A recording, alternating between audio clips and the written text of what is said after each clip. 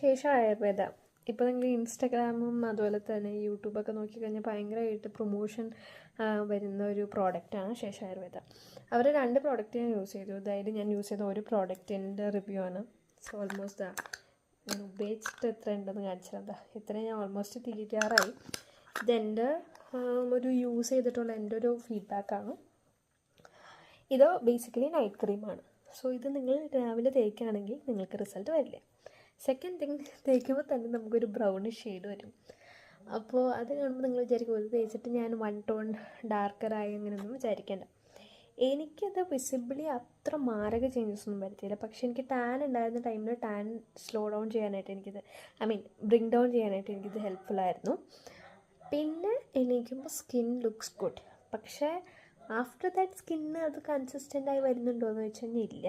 It's almost like 600 ആ range ഒന്നും. അപ്പോൾ നിങ്ങൾക്ക് വേണമെങ്കിൽ മാത്രം വാങ്ങിച്ചാൽ മതി. നോട്ട് ദാറ്റ് ഒരു super hero product. So up to U.